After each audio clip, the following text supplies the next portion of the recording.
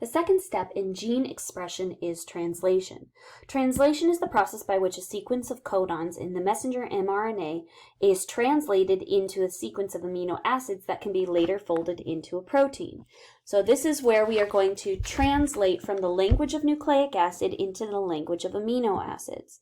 This is going to be done with the aid of a specific tRNA molecules to help translate. So transfer RNA or tRNA molecules have two binding sites. One associates with the mRNA transcript and the other with a specific amino acid. Each of the 20 amino acids in proteins associates with one or more of 64 types of tRNA. All of these are very similar except that one end bears a specific triplet of the 64 possible called an anticodon. The other end binds with a specific amino acid molecule. So tRNA synthetase attaches the correct amino acid to the correct tRNA molecule. All tRNA molecules with a specific anticodon will always bind to the same amino acid. So the anticodon GAA will always go and pick up the amino acid leucine. It's always going to code for that amino acid leucine. So here's a little bit of what that looks like. Or here's how translation works.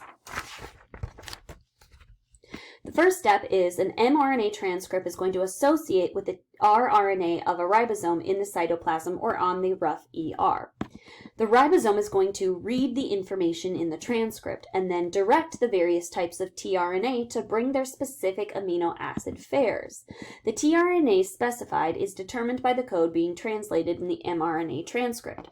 So in other words, here's our section of mRNA. An incoming tRNA is going to bind its anticodon with the codon sequence and it's going to drop off its amino acid. Once it drops off its amino acid, it's going to leave and go pick up another amino acids elsewhere. The next tRNA molecule is going to come in, it's going to associate with the mRNA, it's going to drop off its amino acid, and then it's going to leave.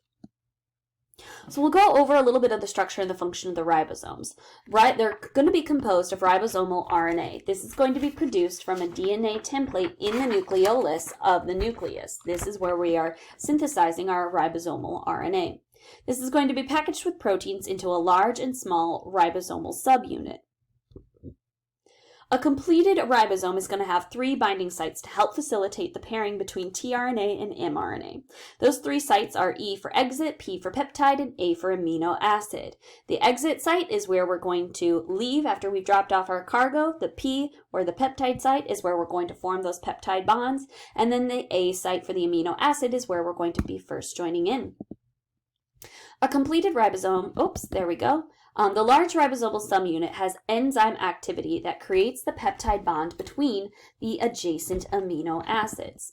The peptide bond is created many times to produce a polypeptide, which folds into its 3-dimensional shape and becomes a protein.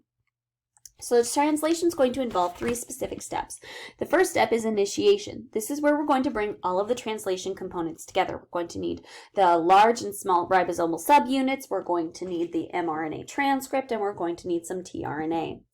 This starts with the start codon AUG. As soon as that sequence AUG binds to a large ribosomal subunit, we're going to start building the rest of our initiation factors. The next step is elongation. Elongation is where we're going to just increase the polypeptide chain 1 amino acid at a time. Finally, once we hit our stop codon, we're going to terminate. Once we hit our stop codon, like UGA, the completed polypeptide and the assembled components are going to split apart. We're going to disassociate, we're going to release our polypeptide chain, which is going to be folded up into its proper function. So here's a little bit of what that looks like. Here's our initiation. Our mRNA strand is going to bind to our small ribosomal subunit. That initiator tRNA carrying the amino acid methionine is going to bind to that start sequence AUG. When it binds, it's going to call the large ribosomal subunit over to it to begin the rest of the synthesis. Then we're going to elongate. We're going to bring on tRNA molecules and we're going to slowly form peptide bonds between the amino acids as they join the party. Finally, Well, here's more steps in that elongation process. Finally, we're going to undergo termination. Once we hit that final sequence, the stop codon, a release factor binds. This is going to cause the entire ribosomal subunit to split apart. The ribosome breaks apart. It's going to release our mRNA sequence and release our amino acid sequence, which is going to then be folded into a proper protein. This is a fantastic summary that walks through protein synthesis in eukaryotes. I highly recommend that you spend some time with this diagram. Make sure that you can kind of talk through all of the different processes that are happening in this diagram. And that is it for this chapter. Please let me know if you have any questions, comments, or concerns.